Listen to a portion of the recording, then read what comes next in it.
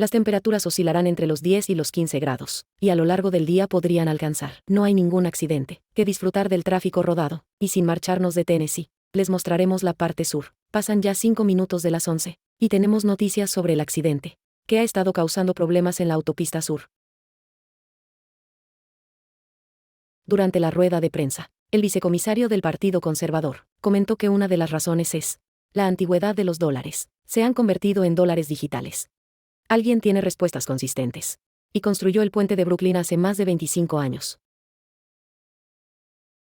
En este país el más poderoso de la Tierra. Resulta muy complicado conseguir información. De más allá de nuestras fronteras. Por no mencionar las noticias nacionales. Sucedió hace 4 horas y 20 minutos. El número de víctimas podría haber ascendido a 5. La información pública, las noticias de las que nos fiamos, para saber qué está pasando en el mundo, están en manos de empresas comerciales.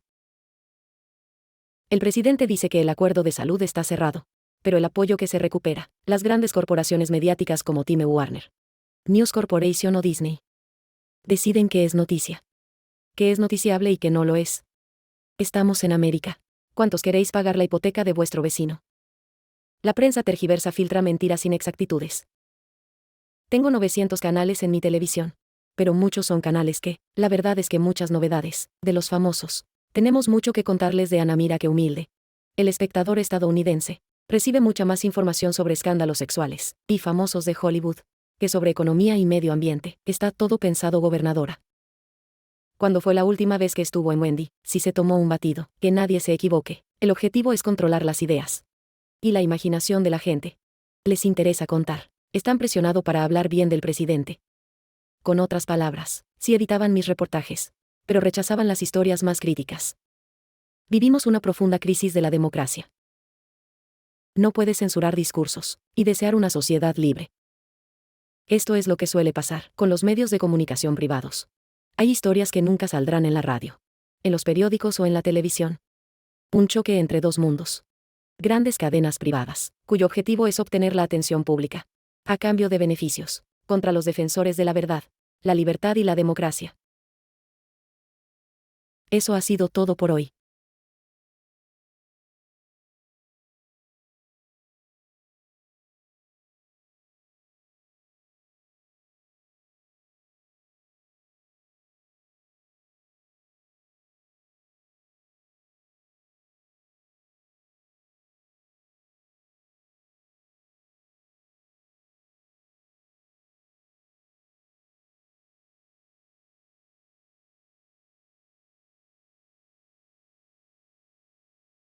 Por el tipo de historias que cuento, muchas veces me han preguntado si alguna vez he recibido presiones. Me han dicho, hay historias que no puedas comentar. ¿Alguna vez no te han permitido hablar de algo? Por razones publicitarias. Y siempre he contestado tajantemente que no.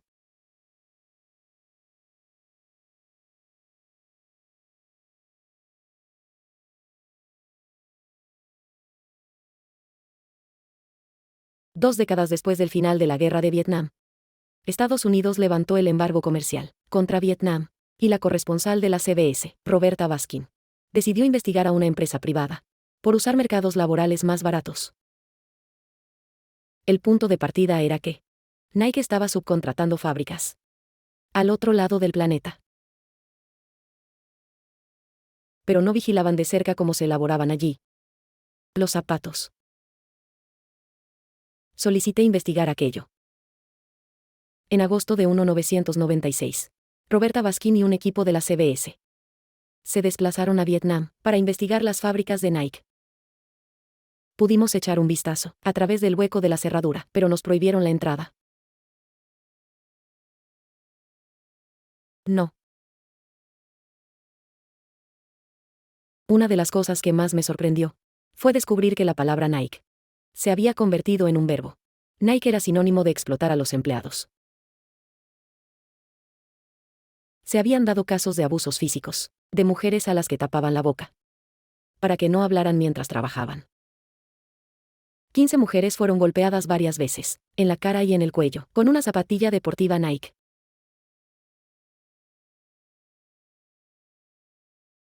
La imagen corporativa que vende esta marca y la realidad en las fábricas no tenían nada que ver. Simplemente hazlo o prepárate.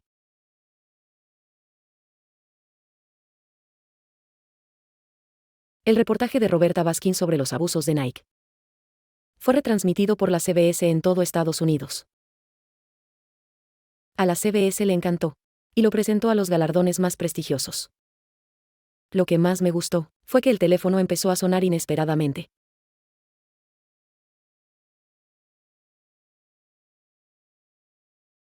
Se montaron piquetes ante las fábricas de Nike, de todo el país.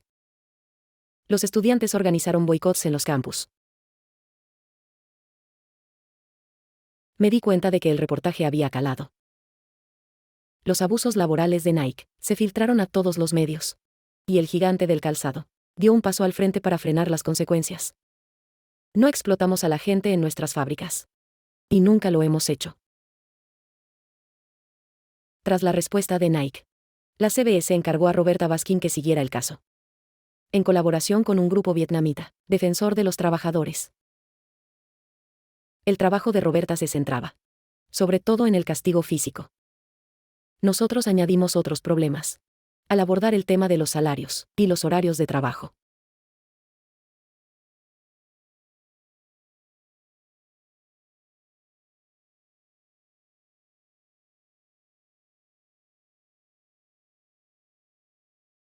Los de Nike no son unos santos, aunque algunos de sus anuncios digan que sí. Mucha gente se dio cuenta de que no, era una empresa respetuosa. En plena preparación del reportaje sobre los métodos de Nike, la periodista Roberta Baskin recibió una noticia inesperada de la CBS. Recibí una llamada de mi productor ejecutivo. Me dijo: esta historia no va a salir. La hemos eliminado de la escaleta. Hay un acuerdo entre Nike y CBS. Noticias para los próximos Juegos Olímpicos de Invierno. Me quedé sin palabras.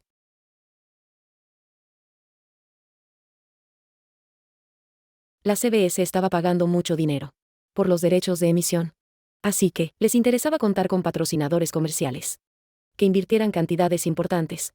Y hacía recuperar la inversión en los derechos de los Juegos de Invierno. Los Juegos Olímpicos de Invierno en la CBS. Cuando la CBS presentó su cobertura de los Juegos, no quedó ninguna duda sobre el contrato entre Nike y la cadena. En las conexiones, se veía a los corresponsales con anoraks de Nike. Y en pequeño en el hombro, el logo de la CBS casi ilegible. Está previsto que descienda por esa pista. Ese era el trato. Nike convenció a la CBS para que sus corresponsales fueran hombres anuncio. Fue un golpe bajo. Los corresponsales de la CBS estaban furiosos. Tenían que ponerse los anoraks de Nike cada vez que salían en cámara. Eso no se hace. Roberta Baskin escribió un informe para solicitar a los jefes de la CBS que los periodistas dejaran de llevar el logo de Nike. Era increíble, pero la CBS había cruzado la línea. ¿Cómo se va a creer el espectador las noticias que escucha si ve al reportero repleto de logotipos? Inmediatamente, el presidente de CBS Noticias me respondió, afirmando que yo estaba contraviniendo la ética profesional. Es decir, que me callara. ¿Cómo me atreví a cuestionar la integridad de CBS Noticias?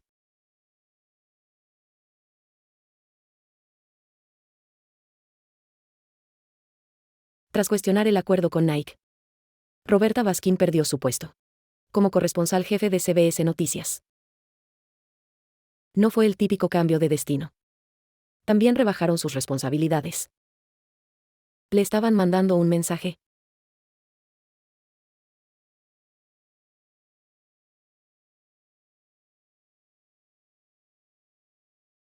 Terminé pidiendo que me rescindieran el contrato. El presidente dijo: genial. Se alegraron de que me marchara. Señor Stafford, soy Roberta Baskin de CBS Noticias. Hola. Me gustaría hablar con usted a día de hoy. La CBS ha enterrado los informes de Roberta Baskin sobre las fábricas clandestinas de Nike. Estos son los típicos conflictos de intereses que desembocan en censura y en un foco cruzado de opiniones. Y las razones se deben a que a lo largo del tiempo, Hemos permitido que las empresas privadas controlen nuestros medios de comunicación.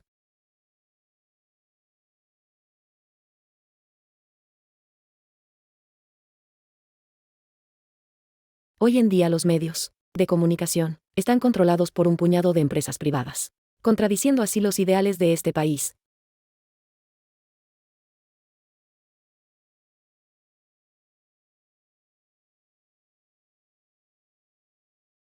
Los americanos se independizaron del yugo imperialista. Y la revolución encontró su inspiración en un lugar inesperado.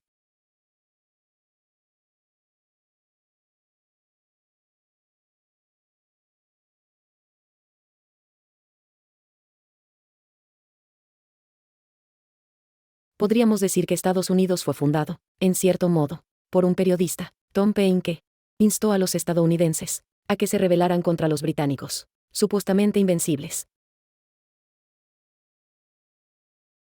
Realmente este país, en su origen se basó en el concepto de que, si facilitabas a los ciudadanos la información necesaria, estos podrían autogobernarse. Los fundadores de Estados Unidos concedieron a los ciudadanos el derecho fundamental a la libertad de prensa.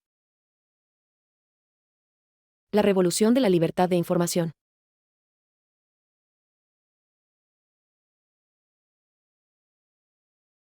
Una de las razones a favor de la libertad de prensa es que era la única forma de evitar que el gobierno se convirtiera en un imperio, de frenar la corrupción, el militarismo, el secretismo y el nepotismo.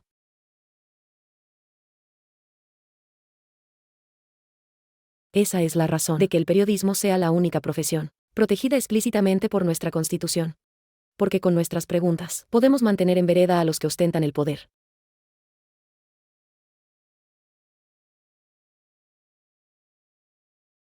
Una de las primeras medidas que llevó a cabo el nuevo gobierno fue ofrecer subvenciones y alentar la difusión de noticias independientes. Exclusiva. Esa fue la verdadera contribución revolucionaria. Que las subvenciones no discriminaban en función del contenido de los periódicos.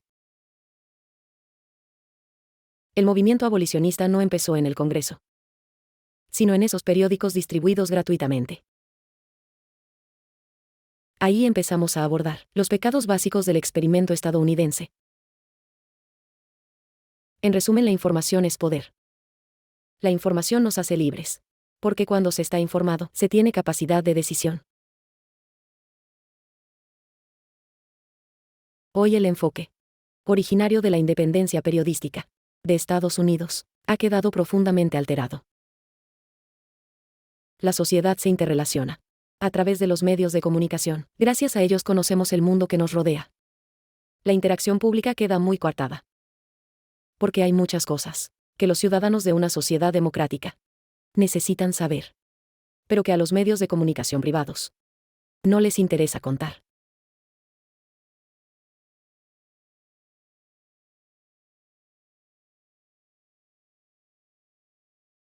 Los periódicos sirvieron para impulsar la democracia.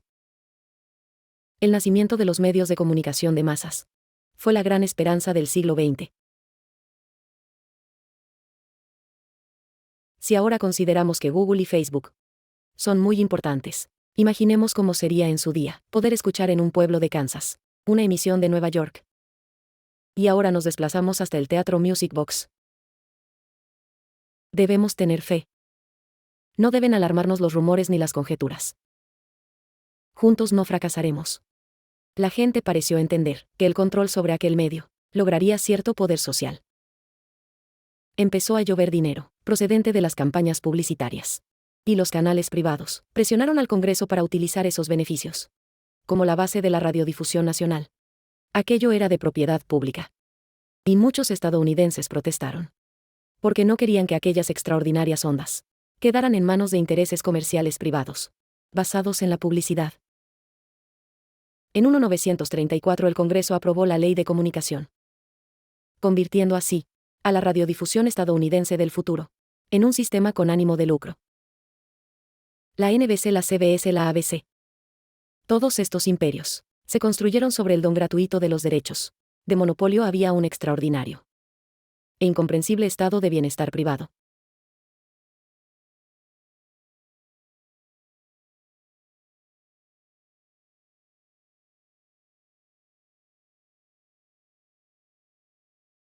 Cuando la radiodifusión se convirtió en un ente comercial, se instauraron normativas gubernamentales para evitar monopolios. Se alcanzó un acuerdo entre partidos para que la actividad comercial la regulara el gobierno. Nadie tendría tanto poder sobre nuestros medios como para decantar el discurso de los mismos. La transición la marcó la elección de Ronald Reagan como presidente de Estados Unidos. El gobierno no es la solución a nuestro problema. El gobierno es el problema. Ronald Reagan creía que la respuesta a cualquier cuestión referente a cómo crear un buen sistema de medios pasaba por sacar de la ecuación al gobierno.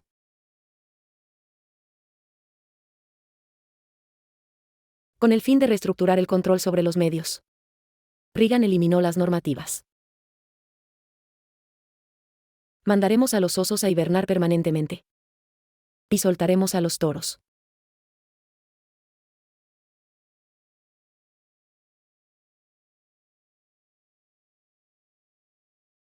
El modelo que proponían se basaba en que, si se eliminaban los controles y normativas, y se permitía un mercado libre, todo iría fantásticamente bien.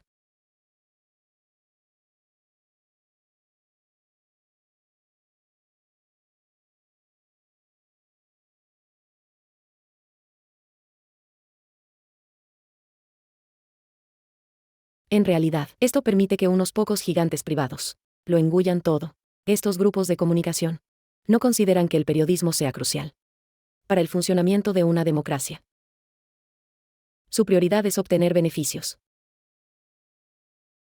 Hubo una fusión que simbolizó la apropiación de los medios a manos de grupos de comunicación hambrientos de beneficios. Y por parte de General Electric Ronald Reagan. Buenas noches, hoy es el último domingo antes de Navidad. Las Navidades son unas fechas familiares. Recordemos que Reagan estaba financiado por grandes corporaciones. De repente, fuimos testigos de una transformación radical del sistema de medios. General Electric y RCA, dos de las empresas más grandes y reputadas de Estados Unidos, anunciaron anoche por sorpresa que van a fusionarse. Ahora, tendremos la red más estable y el bastión más firme. Esta empresa será pura dinamita. Los medios de comunicación quedaron concentrados en manos de unas pocas empresas internacionales, de gran tamaño, con un negocio muy diversificado, desde defensa hasta parques temáticos. Y las noticias se fueron relegando a un segundo y tercer plano. La administración Reagan dio luz verde a que General Electric comprara grandes holdings mediáticos, a pesar de violar así las leyes industriales. De parte de General Electric, de mi familia y de mí mismo, les deseo feliz Navidad. En Wall Street estaba teniendo lugar el pecado original. Sus exigencias significaron despachos vacíos. En las relaciones, ¿por qué no? Reducir el producto actual y ganar más dinero. El capitalismo no es la mejor forma de juzgar, que le conviene a la sociedad.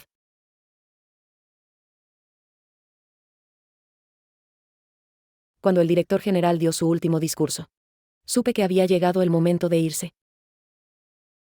Antes de vender periódicos había vendido cereales. Vino a Baltimore. Dio un discurso, y no mencionó la función de los periódicos.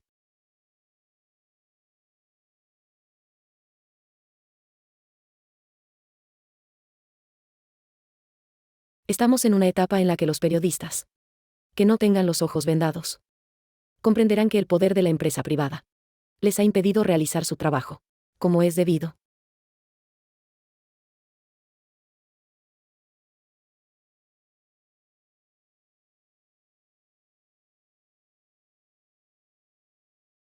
Abajo esa puerta. Una de las grandes noticias de la década de los 80 fue la explosión del consumo de crack en Estados Unidos. El crack fue una plaga que destrozó muchas vidas. Mucha gente se enganchó a esta droga, que desencadenó guerras entre bandas. Ciertas comunidades como la afroamericana resultaron afectadas de forma desproporcionada. Gary Webb inició entonces una investigación. Para Gary, no había un trabajo mejor que el de periodista.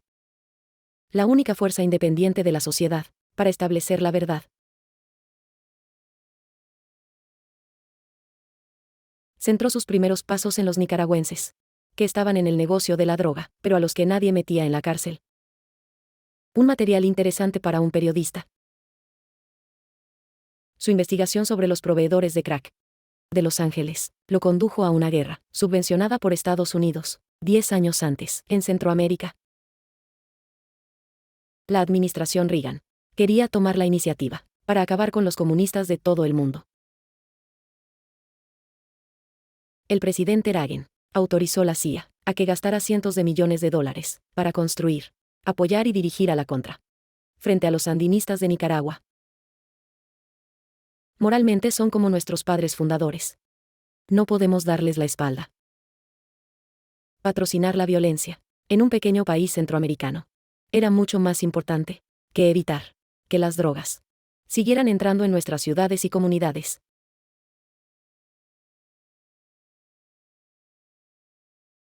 Tras un año de investigación, el informe de Gary Webb abrió una importante brecha, al convertirse en la primera investigación publicada, tanto en papel como en Internet.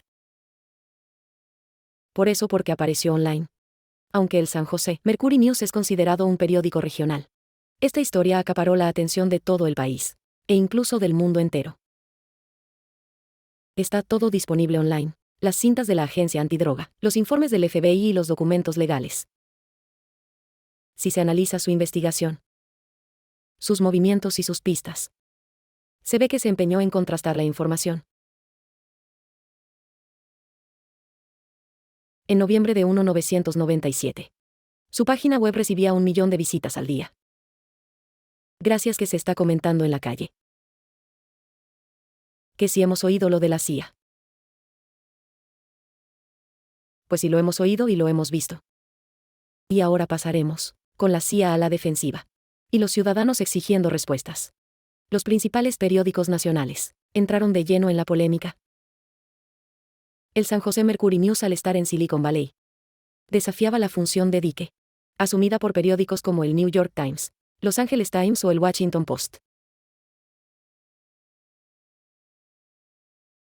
El Washington Post afirmó que Gary Webb estaba equivocado, pero no indicó en qué, porque no tenían ni la más remota idea. Publicaron que la comunidad afroamericana era proclive a las conspiraciones. Aquello marcó las pautas para que se despreciara y ridiculizara la historia de Gary Webb. Muchas agencias de prensa se acercaron a la CIA a preguntar esto es cierto y la CIA dijo no. Y solo con eso publicaron que no era cierto. Es ridículo, vamos, por favor escuche. Nunca ha habido ninguna conspiración en este país. La investigación chapucera sobre esta historia no era la de Gary Webb, sino la de sus detractores, apoyados por los medios privados.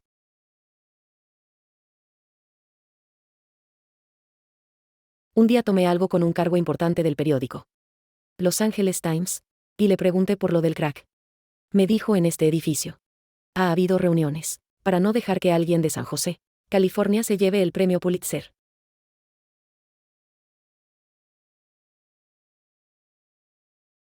Mientras Gary Webb sufría los ataques de la prensa, el público se manifestaba en las calles. Participé en la protesta, porque Gary Webb no tenía segundas intenciones, no mentía. Queremos poner a la CIA en el punto de mira. Mientras, los medios nacionales exigían una rectificación. El Mercury News canceló la página web de Dark Alliance y recolocó a Gary Webb en una oficina a 240 kilómetros de su casa. Al principio iban a por usted. Así es, después consiguieron la atención de los medios, de la clase dirigente, y me dejaron al margen. Y allí estaba aquel chico, que tantos premios había recibido, que había descubierto una historia que todos le habían dicho que no sacara a la luz. Un periodista que, en vez de ser aclamado, era tratado como una mierda. Un año más tarde, la CIA publicó su informe acerca de la relación del organismo con los traficantes de la contra. En algunos momentos, la CIA no cortó de forma diligente o coherente las relaciones con individuos que apoyaban el programa de la contra y que supuestamente habían participado en el tráfico de drogas.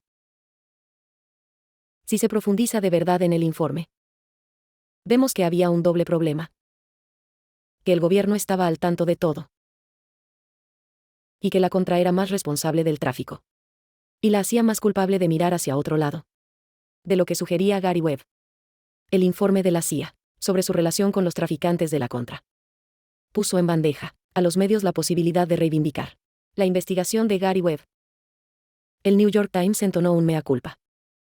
Deberíamos haber hecho más, era grave. Pero siguió afirmando que Gary Webb era un idiota. El Washington Post publicó, semanas después, un artículo bastante despectivo. El periódico Los Angeles Times no llegó siquiera a informar sobre los descubrimientos de la CIA.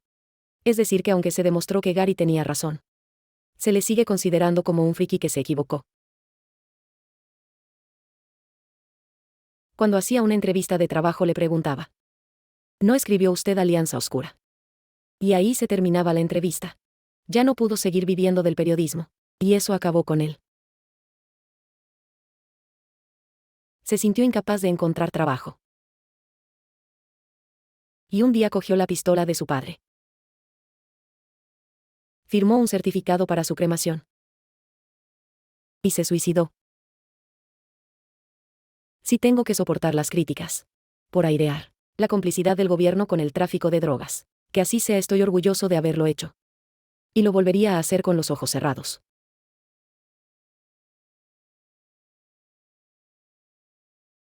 Matamos a uno de los pocos reporteros decentes del país. Y lo digo en plural porque me refiero a la industria, a la que pertenezco, a los medios.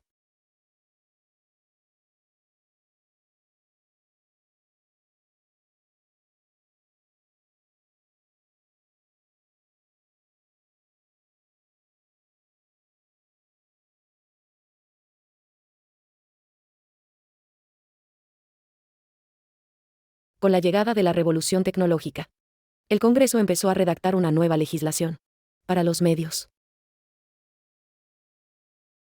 Los grupos de comunicación crearon la ilusión de que, si les permitían aunar aún más medios de comunicación, la calidad de estos sería mayor. Cuanto más grande, mejor. Los medios privados necesitan una política favorable, que les permita crecer y ganar más dinero. Y los políticos necesitan esos medios para salir en ellos, de lo contrario no existirían. El público se queda fuera de este acuerdo. En aquel momento, a puerta cerrada, estos grupos de comunicación solicitaron que las normas fueran incluso más laxas. La ilusión se convierte en realidad para los grupos de comunicación cuando el presidente Bill Clinton aprobó la Ley de Comunicaciones en 1996. Se trata de una legislación verdaderamente revolucionaria que hará que el futuro llame a nuestra puerta.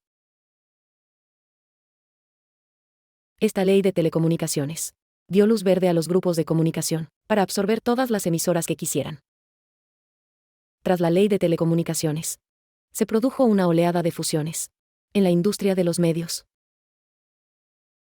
Un grupo de empresas del entretenimiento planea dominar las pantallas de todo el mundo a través de grandes fusiones. La combinación de ambas nos permitirá convertirnos en la empresa creativa más fuerte del mundo. Las comparaciones eran inevitables cuando Viacom y CBS anunciaron la fusión de medios más grande de la historia. Un nuevo gigante pronto controlará una gran porción del pastel del entretenimiento. Viacom adquiere la CBS, que engloba CBS Noticias. Cuando piensen en el nuevo Viacom, bastará con que recuerden un solo número. El número 1. La unión de medios, entretenimiento y comunicación.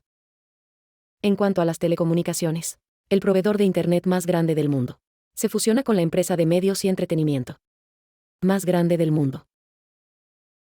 Cuando la consolidación de los medios se hizo una realidad, los canales locales ya no pudieron competir. ¿Quiénes eran los propietarios de esas emisoras locales? Quizá una persona de color o una mujer. Mucha gente se quedó en la cuneta.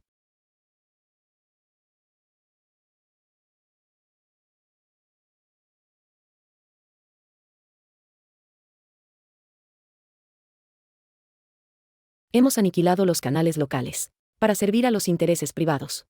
En las economías de mercado, no hay nada que justifique eso, es capitalismo extremo.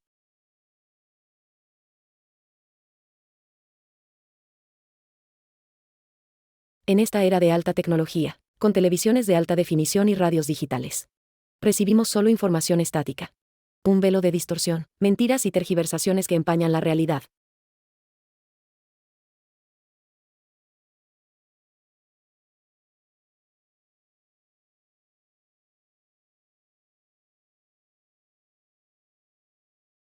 En la guerra la prensa pierde toda distancia crítica.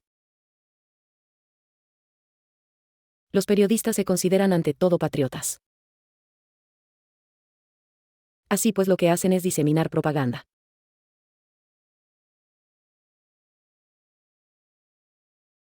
En la capital mundial de los medios. 11 de septiembre de 2001 sucedió lo impensable.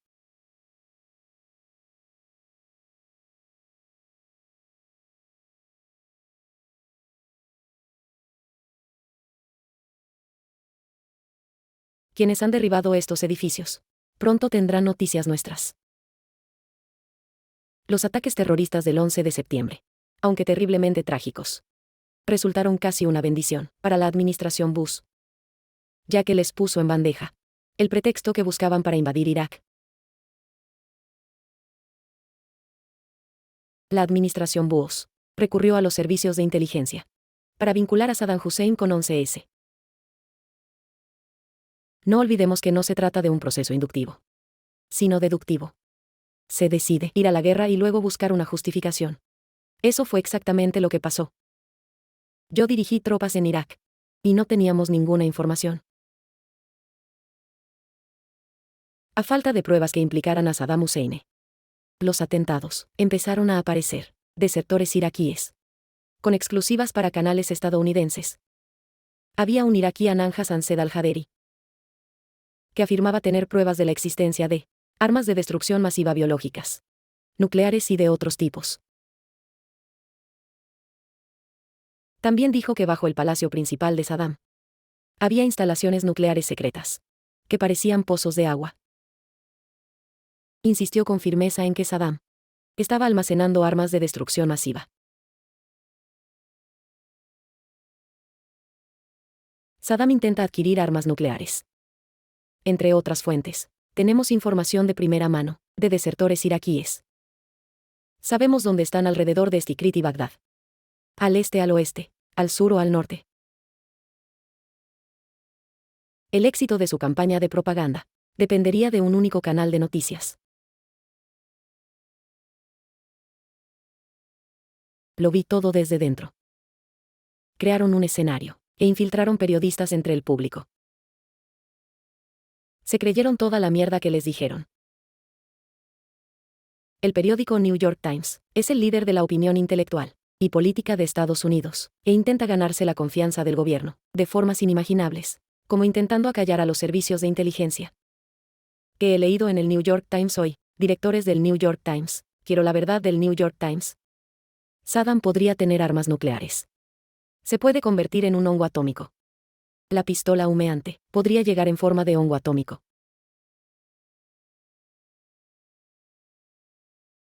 Cuando los principales medios de comunicación se convencieron de la necesidad de una guerra, la administración Bush buscó el apoyo mundial. El golpe de gracia fue la presentación flagrantemente falsa de Colin Powell frente al Consejo de Seguridad de la ONU. Me gustaría compartir con ustedes lo que nos han relatado testigos oculares. Tenemos descripciones de primera mano de fábricas de armas biológicas, sobre ruedas y sobre raíces. La base de las acusaciones de Colin Powell era principalmente la información que les habían pasado los desertores. Entre comillas. No tenían ninguna prueba física, pero en cuanto terminó su discurso, la prensa se acercó a él para comunicarle que aquello justificaba una guerra. Con unas pruebas irrefutables, innegables y definitivas. Colin Powell ha desvelado la pistola humeante. Nos ha colmado de datos. Ya no hay dudas. CNN, Fox, CBS, ABC. Los grandes gigantes que crean opinión pública. Apoyan a la administración. La hora de la verdad en Irak. Si Estados Unidos declara la guerra, les mantendremos. Las pantallas se llenaron de gráficos. Era una cuenta atrás contra Bagdad. Una celebración sin rodeos del poder de Estados Unidos. En este momento, las fuerzas de Estados Unidos y sus aliados inician el proceso de desarme de Irak, para liberar a su pueblo y defender al mundo de un grave peligro.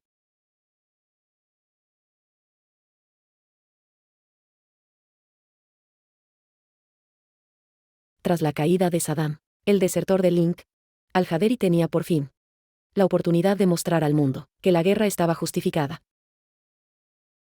Al-Haderi fue incapaz de conducir a los agentes a un solo lugar, en el que supuestamente se hubieran almacenado armas de destrucción masiva.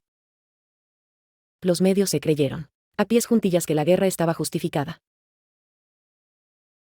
De hecho, parece que algunas publicaciones utilizaron deliberadamente información generada por la administración Bush, que era errónea, pero que apoyaba la guerra. Damas y caballeros, el presidente de Estados Unidos entraba en el guión. Gracias, señor presidente. No puedes ir contra la Casa Blanca y querer sobrevivir.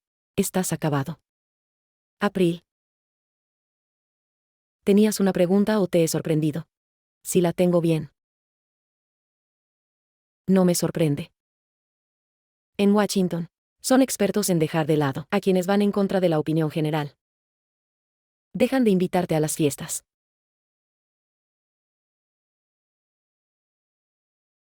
Creo que acusar a los periodistas es un error.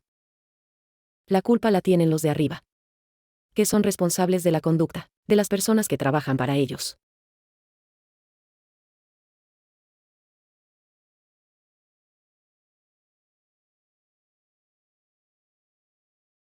Todo el mundo al suelo. Creo sinceramente que las guerras las empiezan los principales medios de comunicación. Que la prensa se está acercando demasiado al gobierno. De hecho, podríamos hablar de un cruce entre las estructuras de los principales medios y los servicios militares de inteligencia.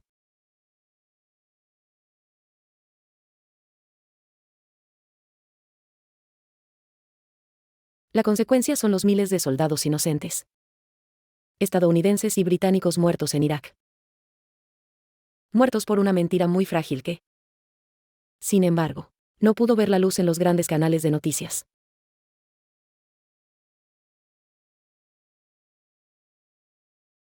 Estos medios privados se están lucrando con las matanzas. No dejan que decaiga la guerra porque les da audiencia. De hecho, limitan los debates sobre si debería continuar la guerra.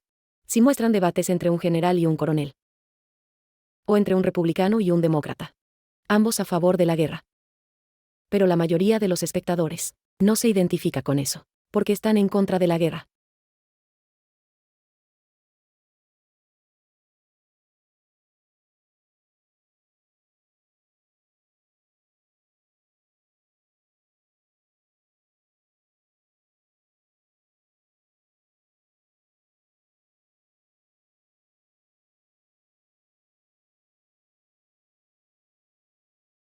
La rápida consolidación de los medios y su repercusión en la gran pantalla y en el mundo editorial ha desembocado en que no tenemos el sistema democrático de comunicación que soñaron sus fundadores, con miles de propietarios de pequeños semanarios.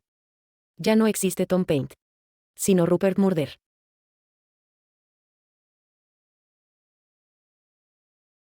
Rupert, ¿hay algún tema que quiera tocar? Por ejemplo, la guerra. ¿Tiene usted una empresa global de comunicación? ¿Alguna vez ha retocado los contenidos en vista de lo que opine la audiencia sobre la guerra? No bueno de alguna forma. ¿A qué se refiere? Hemos prestado nuestro apoyo a través de nuestros periódicos y canales de televisión a la política de Bush. News Corporation, entre otros.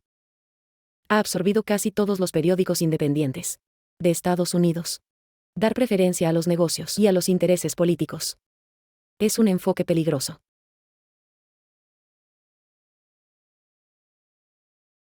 Para evitar monopolios de medios. La Comisión Federal de Telecomunicaciones fue designada como ente regulador. La tarea más importante de esta comisión, la FCC, es asegurarse de que cualquier política de medios que se haga vaya siempre en beneficio del público y de la democracia. ¿Alguna pregunta? Colin Powell lideró la avanzadilla de la guerra. Y su hijo Michael Powell intentó liderar en América una guerra contra la diversidad de opiniones. Al entrar en el gobierno, Powell se opuso a las últimas normas que aún regulaban los medios. Se trataba de un organismo casi desconocido, que intentaba desterrar la idea de que, en una misma ciudad, el periódico, la radio y la televisión no podían estar en manos de un mismo magnate de los medios, como Rupert Murdoch. Esto es lo que más se temía: que los contenidos en la televisión, la radio y los periódicos saliesen del mismo grifo. Una sala de prensa única compartiendo contenidos. Nadie había reparado en ello hasta que Michael Powell calificó de apasionante la cobertura mediática. Sobre Irak, millones de personas vieron cómo el representante de la FCC decía que la cobertura era apasionante, mientras intentaba eliminar las últimas normas sobre los medios. Esto avivó la aversión general hacia la guerra. A pesar de que millones de personas protestaron contra la FCC, Michael Powell los ignoró.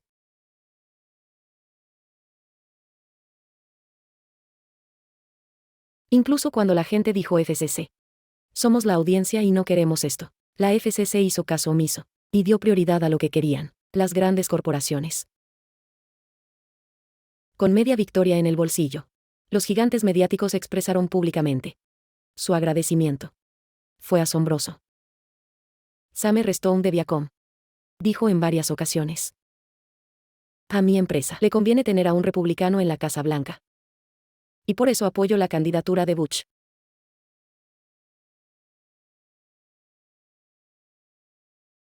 Estos grandes grupos de comunicación colaboran en las campañas políticas y esperan obtener algo a cambio de su inversión. Son ellos quienes deciden qué noticias podemos ver.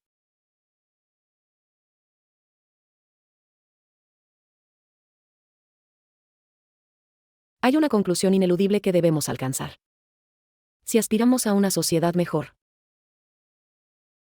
el único garante fiable, duradero y perpetuo de la independencia son los beneficios. Gracias. Todos los aspectos de nuestra vida, lo que compramos, quienes lo producen y cómo nos lo venden, están interrelacionados. No solo un monopolio de riqueza, sino también de información.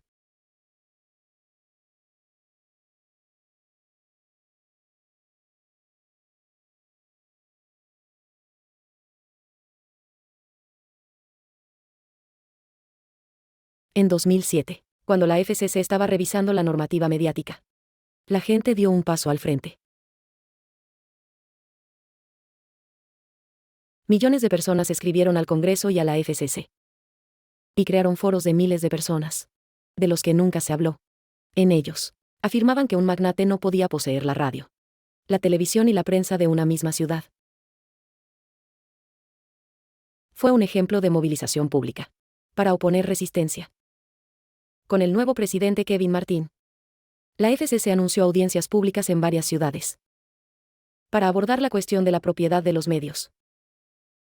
Las empresas privadas de medios apenas nos permiten saber qué sucede en el mundo. Portland solo controla 0,6% de su mercado de medios. Eso no es diversidad ni competitividad. Abran los ojos. Somos ciudadanos preocupados por lo que nos rodea. No nos tomen por tontos. Ruego a la FCC que nos ayude. En todos los canales vemos lo mismo. Está claro que en este país importa más el dinero que las personas. Aunque casi todo el mundo se oponía a una mayor consolidación, Kevin Martin se reunió con los grupos de comunicación y eliminó la prohibición de concentración de medios. De esta forma, Kevin Martin demostró un absoluto desprecio hacia su propio trabajo, que consiste en representar el interés de la gente. Se entregó por completo a los intereses de los productores ricos. Punto sin vuelta de hoja.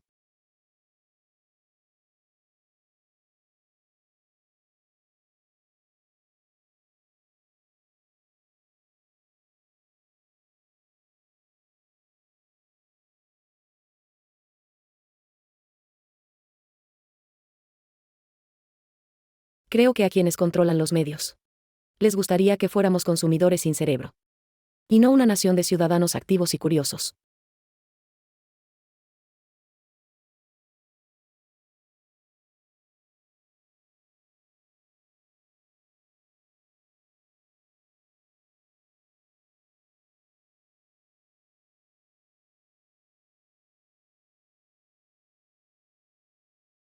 Debemos aprovechar este momento y asegurar un intercambio de información libre y pleno. Esto empieza con una red de Internet abierta. Velaré en primera persona, porque se respete la neutralidad de la red. Porque cuando los proveedores de servicios, es muy sencillo, neutralidad en las redes, y no permitir la discriminación. Sabemos que los políticos lo mencionan de boquilla. Y que si AT&T, Comcast y Time Warner consiguen imponerse en Internet, gracias a una negligente política pública, perderemos incluso Internet. A pesar de sus promesas electorales, el presidente Obama ha introducido nuevas normas de tarifas de Internet, que van en contra de los principios de una red gratuita y abierta. Cuanto más se abaraten los precios, más fácil será publicar información. Y eso es sinónimo de pluralidad de voces. En eso Internet es insuperable.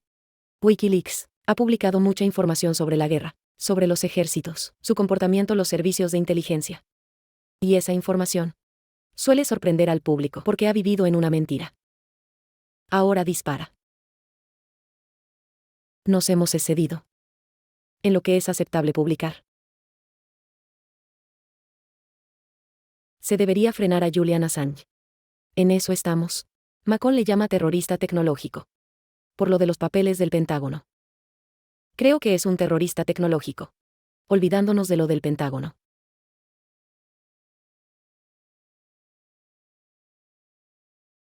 El primer problema, para que todo el planeta entienda la primera enmienda, es que la entienda Estados Unidos. Ese tío es un traidor, y ha violado todas las leyes de Estados Unidos. Debería estar. Seguirá siendo gratis Internet, o unas cuantas empresas se harán con su control. Y lo capitalizará. He aquí un nuevo debate. Tenemos que pararnos, aceptar que nuestros medios de comunicación están en crisis, y preguntarnos, ¿qué tipo de medios queremos? Queremos tener acceso a más información, y que menos medios la controlen. Dejaremos que el país se hunda, porque unos pocos en Wall Street no se hacen ricos con noticias de segunda. Si queremos que los medios de comunicación sean mejores, debemos luchar por ello. Estos son los grandes conflictos a los que nos enfrentamos ahora, en Estados Unidos, y sinceramente en cualquier país. La forma de afrontarlos será tan crucial como las decisiones de los fundadores en su momento.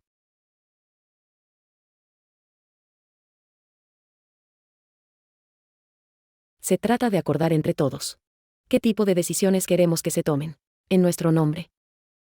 Eso es lo que nos salvará. Saber lo que pasa en el mundo, sin que nos filtren la información, los micrófonos o las empresas privadas.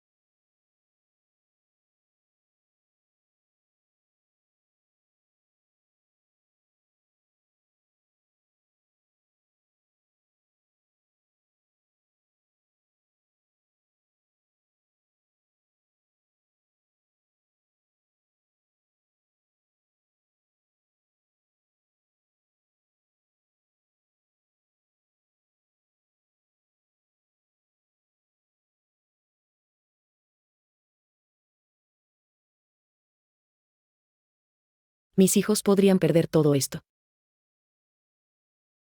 Los animales morirán y no habrá peces. E incluso con los bolsillos llenos de dinero. Los indios se morirán de hambre. Créame. El corazón de la Amazonía tiene las horas contadas. La construcción de Belo Monte, una de las 3 presas más grandes del mundo, inundará más de 500.000 km superíndice 2 de selva virgen, y afectará a la vida de 40.000 personas. Verán lo que el gobierno brasileño está haciendo. A toda la región. Están poniendo en peligro toda la Amazonía. Prefieren dinero y nosotros sufrimos las consecuencias. En ningún momento desde que empezaron las obras se han preocupado, en absoluto, por la gente que vive en la zona. Solo piensan en ellos mismos y sus propios intereses. La presa tendrá un impacto en la selva. Pero los beneficios superarán los daños con creces. Una flota de excavadoras remueve y extrae tierra y rocas 24 horas al día. En el afán de avanzar con este megaproyecto, en el que sus defensores ven una fuente de progreso, empleo y energía. Para mí es el momento más importante del año, porque tengo la esperanza de que me contraten. Si lo hacen, estaré muy feliz. En estos momentos, tenemos trabajando a 9.000 personas. Y estamos contratando más. Unas 1.200 al mes. Cuando el proyecto esté en su apogeo, necesitaremos 30.000 trabajadores. Belo Monte no es para la gente. Es para las minas de aluminio en Amazonía, que necesitan grandes cantidades de energía. Miles de campesinos han sido desposeídos de sus tierras, sin cobrar indemnización alguna. Los movimientos críticos ven en esta presa un proyecto de muerte que hay que detener, aunque para conseguirlo les vaya la vida en ello. Nunca he ocultado mi oposición a la presa de Belo Monte. He recibido amenazas de muerte. E incluso se han publicado artículos en el periódico, diciendo literalmente que yo debería ser eliminado. Estamos en guerra con la presa. La batalla por la Amazonía. La próxima semana en Documentos TV.